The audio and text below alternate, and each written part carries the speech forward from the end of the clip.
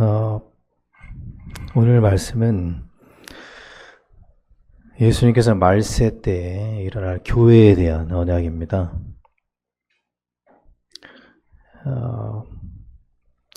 이런 말씀을 하십니다. 말세 때에 교회의 모습. 말일에 이렇게 말씀하시죠. 이 말일은 말세를 말하는데 지금도 말세라고 볼 수가 있죠. 그 말세 때에 여호와의 전에 산의 모든 산, 하나님의 교회를 말합니다. 여호와의 전, 산에 있는 여호와의 전, 시온산에 있는 여호와의 전, 그 교회를 말하는 것이고요. 그 교회가 모든 산 꼭대기에 굳게 설 것이다.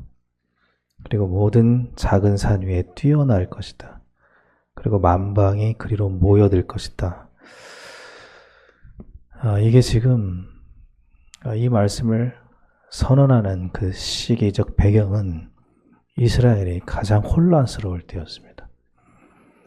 그러니까 사회적으로, 종교적으로, 정치적으로 가장 혼란스러울 때 말세 때에 일어날 교회의 모습에 대해서 이렇게 언약을 말씀하십니다. 자, 우리는 이 말씀을 문자적으로 그냥 보면 안 되겠죠.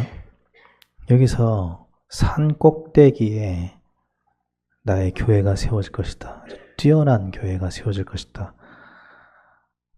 이렇게 말씀하실 때 그 산 꼭대기는 진짜 산 꼭대기를 말하는 건 아닐 거 아니겠습니까? 어느 특정 장소의 산 꼭대기를 말하는 것이 아니라 이 산 꼭대기는 우리의 마음의 꼭대기를 말한다고 하면 됩니다.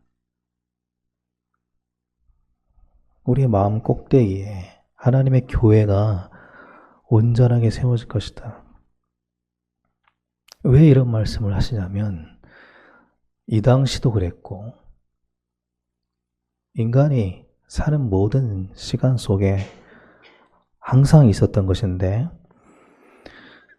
그들의 마음을 다스리는 마음의 꼭대기에는 항상 세상 것들이 가득했거든요.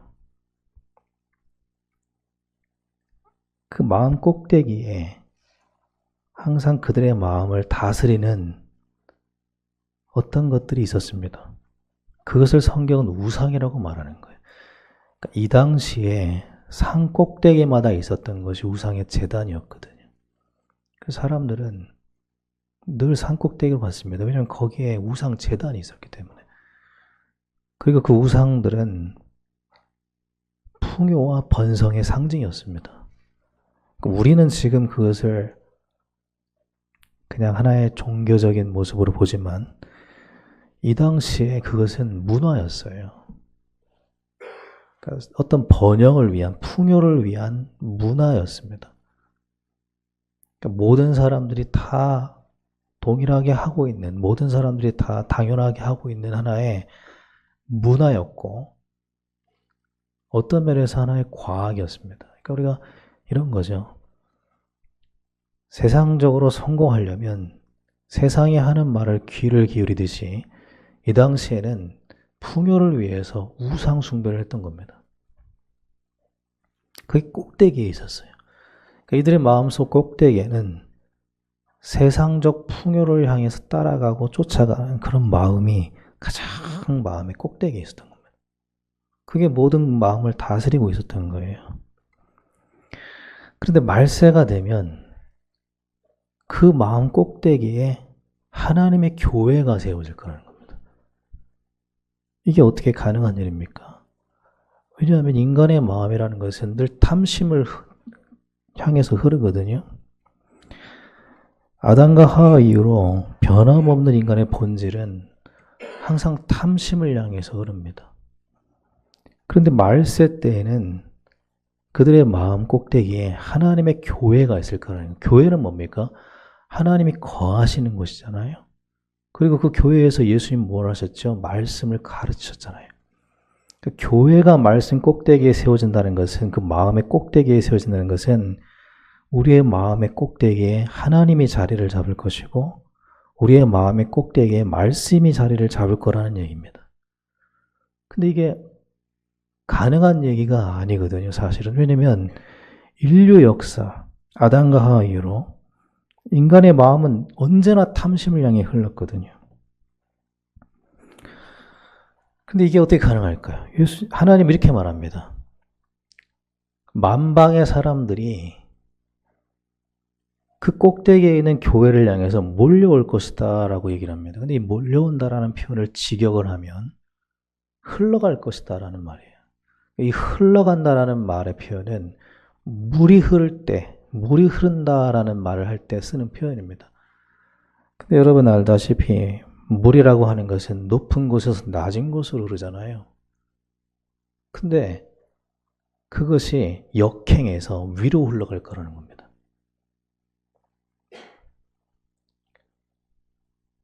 인간의 탐심이 물처럼, 인간의 마음이 물처럼 탐심을 향해서 낮은 곳으로 흘러가는 게 본질인데, 말세 때 하나님은 그 물이 역행해서 위로 산꼭대기로 흘러간다는 거예요.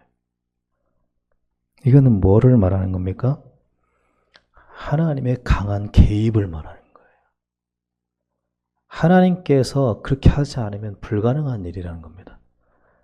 하나님이 개입하지 않고는 이런 일이 일어날 수가 없어요. 그건 뭐를 말하는 거냐면 하나님의 은혜를 말하는 겁니다. 하나님 은혜가 아니고는 이런 일은 일어날 수가 없거든요.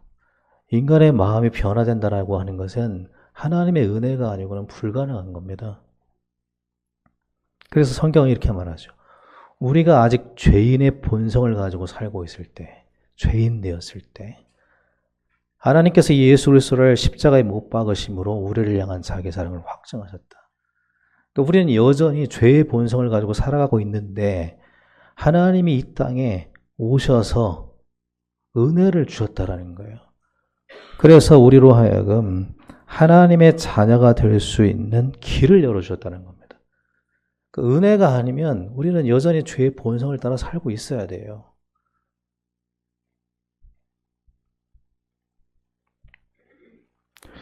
인간의 마음이라고 하는 것은 하나님의 은혜가 아니면 되돌릴 수가 없습니다. 예레미야가 이렇게 말을 했죠. 그 누가 굿수인의 피부를 희게 만들 수 있느냐. 굿수인은 흑인입니다. 그 흑인의 피부를 누가 희게 만들 수 있냐. 또 그 누가 표범의 그 무늬를 지워서 희게 만들 수 있냐. 너희들도 똑같아. 너희들의 죄의 본성도 똑같다. 그게 변화될 수 없는 본질을 가지고 있다.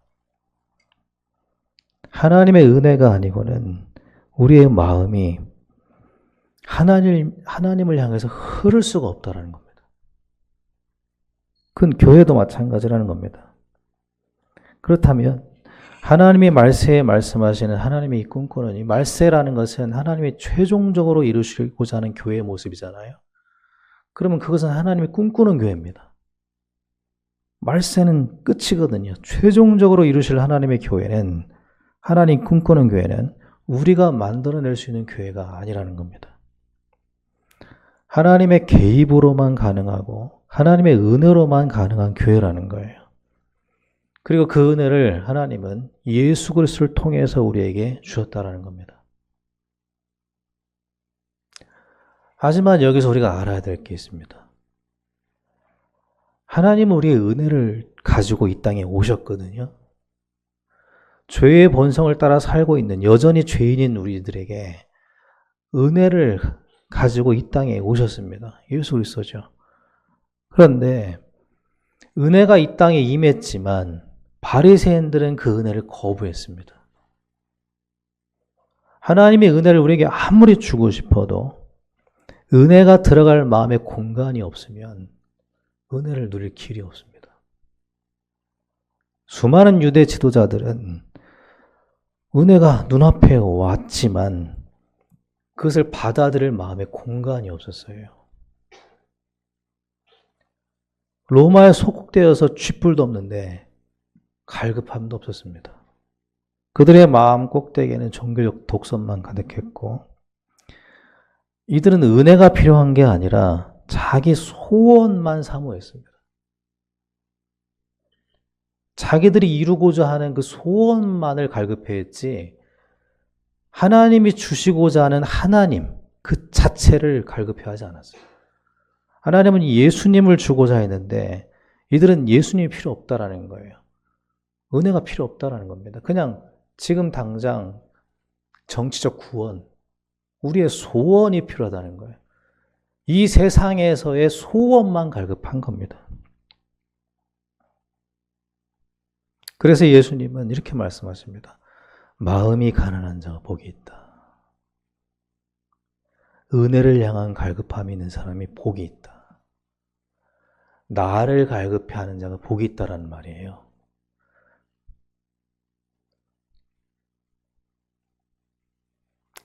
회복의 시작은 가난한 마음입니다. 예수님을 향한 갈급한 마음이에요. 자기 소원을 이루고자 하는 마음에는 은혜를 받아들일 공간이 없습니다. 바울은 예수 믿는 사람을 혐오했고 그들을 핍박하고 잡아 죽이기 위한 사명을 갖고 있었습니다. 그런데 바울이 뭐를 목격했어요? 뭐를 목격했냐면 스데반이 하는 설교를 들었습니다. 그 죽음 앞에서 돌 맞아 죽기 직전에 하는 메시지를 들었어요. 근데 돌에 맞아 죽어가면서 그 얼굴에 평안한 모습을 봤습니다.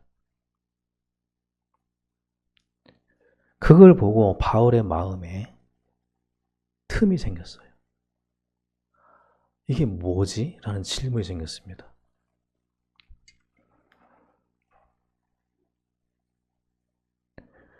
여러분 그걸 아셔야 돼요. 은혜를 향한 갈급함이 없는 사람에게 주님이 찾아가도 소용이 없습니다. 아무리 찾아가도 바리새인들에게는 소용이 없어요. 예수님이 바로 옆에 있는데도 소용이 없어요. 그런데 주님의 십자가 양옆에 두 죄수가 있었는데 한쪽에 있던 죄수는 그냥 고통 속에서 죽었습니다. 그런데 은혜를 갈망하는 한편의 죄수는 구원을 얻었어요. 은혜를 향한 갈급함이 인생을 가른 게 아니라 영원을 가른 거예요. 여러분 갈급함이 가른 겁니다. 뭐가 갈랐습니까? 갈급함이에요. 그럼 바울도 마찬가지였습니다. 주님이 바울을 그냥 찾아가신 게 아니에요. 주님은 반드시 갈급한 사람을 찾아가십니다. 그들에게만 은혜가 효력이 있어요. 바울의 마음속에 갈급함이 있는 것을 예수님이 보셨습니다. 그리고 찾아가시죠. 그리고 그 빈 공간, 그 틈에 은혜로 채우십니다. 그리고 그 인생을 바꿔놓으시죠. 지금 이 시대는 혼란의 시대예요. 개인적으로도 혼란이지만 사회적으로, 국가적으로, 세계적으로 대혼란의 시기입니다. 그건 이때 당시도 마찬가지였습니다. 종교적으로, 정치적으로 너무나 혼란스러웠습니다. 끊임없는 침입이 있었어요. 강대국의 침입이 있었고 전쟁이 있었고 정치적 대혼란이 있었습니다. 근데 이 속에서 하나님이 뭘 말씀하시냐면 회복을 말씀하시는 거예요. 이게 어떻게 가능한 일일까요? 하나님은 이렇게 하신다는 거예요. 혼란을 통해서 이스라엘 백성들의 마음을 흔들어 놓으셨어요. 그리고 그 가득 채워져 있는 세상 것으로 가득 채워져 있는 그 마음 속에 공간을 만드십니다. 탐심으로 가득한 마음에 갈급함의 공간을 만들어 주셔요. 왜냐하면 그 속에 은혜를 주셔야 되거든요. 은혜의 공간을 만드시고 회복을 말씀하셔요. 우리 삶에 어려움이 올 수 있습니다. 근데 그것은 하나님 안에서 복이 될 가능성을 품고 있습니다. 은혜를 사모하시기 바랍니다. 그 은혜가 우리 가난한 마음 속에 채워지는 은혜가 있게 되길 바랍니다. 회복의 방법은 하나님의 은혜밖에 없죠. 은혜는 하나님의 선물입니다. 하나님이 선물로 주셨어요. 그런데 우리에게 필요한 자세는 그 은혜의 필요를 느끼고 구하는 겁니다. 은혜가 아니고 이 땅은 어떤 희망도 없었어요. 하나님의 은혜가 아니고 무슨 희망이 있습니까? 이 땅에 죄의 본성을 가지고 살아가는데요. 그래서 하나님은 이스라엘 백성들을 갈급함으로 끌어가십니다. 그 마음의 틈을 열기 위해서요. 은혜의 공간을 만들기 위해서요. 그게 형태적으로 어려움일 수 있어요. 그러나 그게 은혜인 거죠. 예수님은 그 은혜의 약속을 기억하라고 말씀하십니다. 우리를 보호하시고 또 은혜를 주시고 가르치시는 성령을 향한 약속을 붙잡고 기도해라.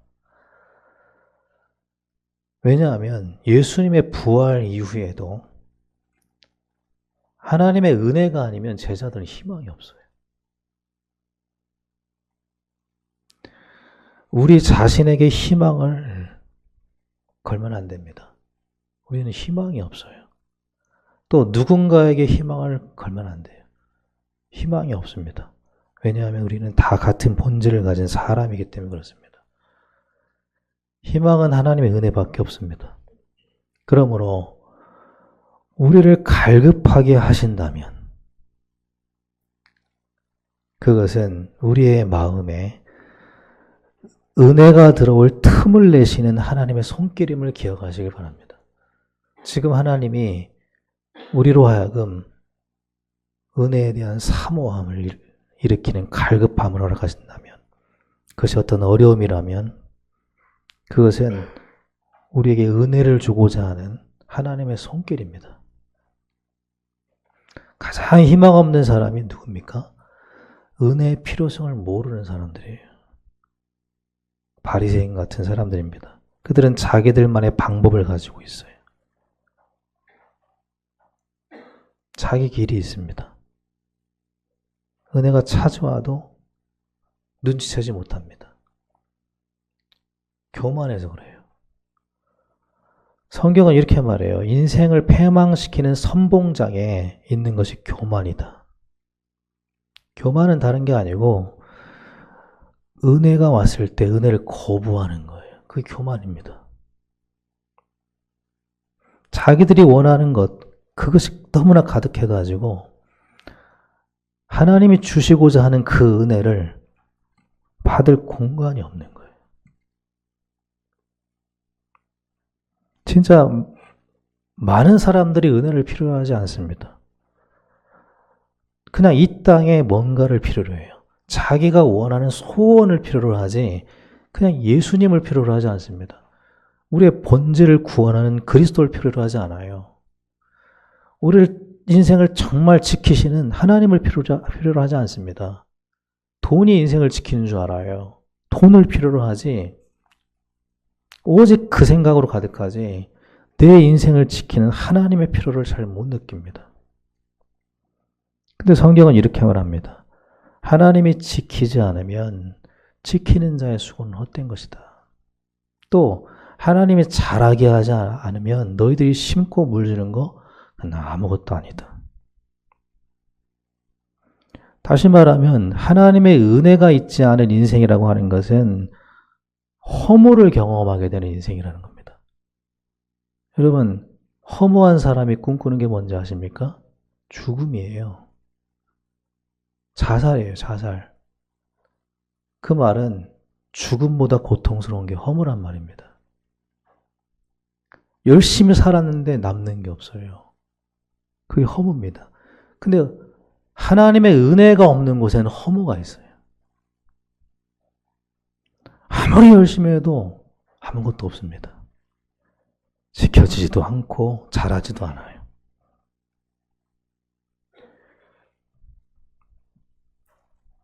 예전에 그 H.O.T라는 그룹이 있었는데 거기에 그 멤버 중에 토니 안이라는 멤버의 간증을 들었습니다.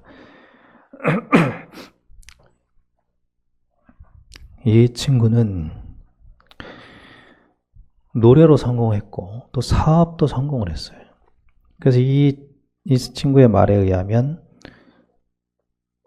그 상상도 해본 적이 없는 돈을 만졌대요. 사업을 해서 성공해가지고. 한 번도 상상할 수 없는 돈, 그 돈을 사업을 통해서 갖게 됐다고 합니다. 근데 이런 말을 합니다. 가장 많은 돈을 가졌고 가장 성공했을 때 그때 가장 외로웠대요. 너무 그게 심해가지고 그 스트레스가 심해서 머리에 두통이 오는데 하루에 타이레놀 8개를 먹어야 그 두통이 가라앉았대요. 이게 계속되니까 그 마음속에 딱 드는 생각이 뭐냐면 날마다 그냥 자살 생각밖에 없었대요. 그 많은 성공과 돈을 가지고 그냥 자살하고 싶더래요. 그래서 술에 빠져들기 시작한 거예요.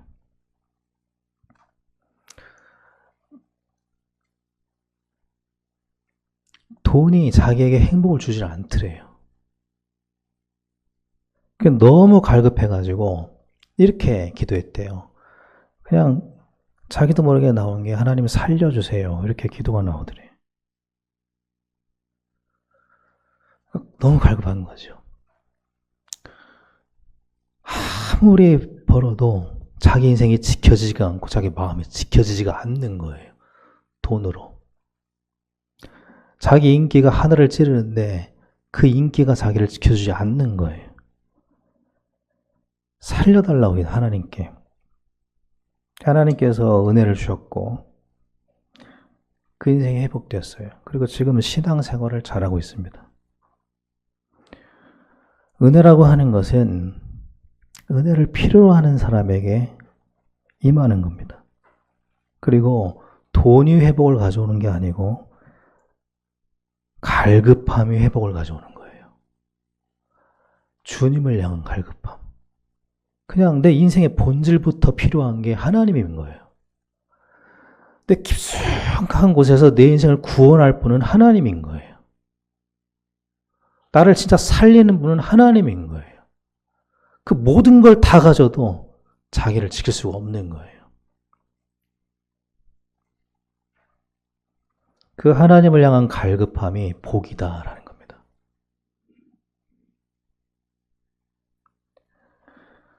그 은혜를 사모하는 우리 모두가 되길 바랍니다. 말세는 혼란이 가득한 때입니다. 지금의 혼란은 우연이 아니라 하나님이 예언하신 필연이에요. 그 막을 수 없는 혼란입니다. 그리고 그 말세에 교회는 우리 자신이기도 하잖아요. 우리 가정이기도 하고 그 말세에 교회를 회복시키는 것은 하나님의 뜻이라는 겁니다. 그러나 회복을 향한 과정에 먼저 있었던 것이 뭐냐면 이스라엘 향한 심판이었어요. 왜냐하면 그 마음속에 틈을 만들어야 돼요. 갈급함의 틈을 만들어야 돼요. 하나님이 들어갈 틈을 만들어야 돼요. 그래서 어려움을 주십니다. 근데 그게 은혜잖아요. 그들의 마음에 하나님이 들어갈 틈을 내시고 은혜가 들어갈 틈을 내시고 그 안에 은혜를 주겠다라는 거예요. 고린도후서 12장 9절에 바울이 이렇게 얘기합니다. 나는 나의 여러 약한 것들에 대하여 자랑하리니 이는 그리스도의 능력이 이렇게 말을 해요. 내게 머물게 하려 함이라. 그리스도가 내게 머물게 하려 함이라. 나의 약함이라는 것은 하나님의 은혜인데 어떤 은혜냐면 그리스도가 내게 머물게 하기 위한 은혜다. 바울에게 약함이라는 것은 그리스도가 머물 자리였습니다. 공간이었어요. 자기가 너무 강해가지고 주님이 머무실 공간이 없는 게 재앙이죠. 우리 교회가 어려움이 있다면 주님의 은혜가 머무는 공간이 되면 됩니다. 그렇게 기도하시면 됩니다. 그렇게 기도하시기 바랍니다. 그렇게 기도해야겠습니다. 하나님, 주님, 우리 교회에 머물러 주세요. 어차피 주님의 은혜가 아니면 회복이라는 것은 불가능하거든요. 그래서 바울은 이렇게 말합니다. 내가 그래서 내 약한 것 때문에 도리어 크게 기뻐한다. 나는 기뻐한다. 왜냐하면 주님이 머무시는 공간이기 때문에 그것이. 오직 은혜의 공간이 생기는 일이기 때문에. 우리 개인마다, 가정마다, 우리 교회마다 우리의 약한 곳마다 그리스도가 거하시는 은혜가 있게 되길 바랍니다. 그게 강한 겁니다. 우리의 어려움과 약함을 한탄만 하고 있지 말고 그리스도의 은혜가 그곳에 임하도록 기도하시면 되겠습니다. 기도합시다. 하나님은 그 은혜를 약속하셨습니다. 말세에 우리의 희망은 하나님의 은혜밖에 없습니다. 요즘 여러분들 갈급하시죠? 그게 은혜입니다. 은혜가 머무를 공간이 생기는 거예요. 세상을 사모하는 게 아니라 내 소원을 사모하는 게 아니라 우리의 본질을 구원하시는 그리스도의 은혜를 사모하시기 바랍니다. 하나님이 우리를 지키시는 거예요. 하나님을 사모하시기 바랍니다. 말세 때 사람들의 마음에 그런 마음이 생길 거라는 거예요. 그 예수님을 보내주셨잖아요. 하나님은 갈급한 자의 기도를 들으신 줄 믿습니다. 하나님이 꿈꾸는 교회는 하나님의 은혜로 갈급한 교회입니다. 그리스도로 갈급한 교회예요. 그래서 그 은혜로 채워진 교회입니다. 그리스도로 채워진 교회. 그것이 하나님이 꿈꾸는 교회입니다. 말씀으로 채워진 교회. 말씀에 대한 갈급함이 있어서 말씀으로 채워진 교회. 그게 하나님이 꿈꾸는 교회예요. 그래서 여기 말씀에 보면은 만방에서 사람들이 하나님 말씀을 들으러 온대요. 말씀에 대한 갈급함으로 몰려온대요. 다른 필요가 아니라 우리가 하나님의 전에 오르자. 왜냐하면 거기에서 하나님 말씀이 있기 때문이다 하고 말씀에 대한 갈급함으로 몰려온대요. 그게 하나님이 꿈꾸는 교회입니다. 그게 하나님이 꿈꾸는 성도예요. 하나님의 말씀이 가득한 하나님이 꿈꾸는 인생이 되기를 바랍니다. 그 모든 시작에 우리의 갈급한 마음이 필요해요.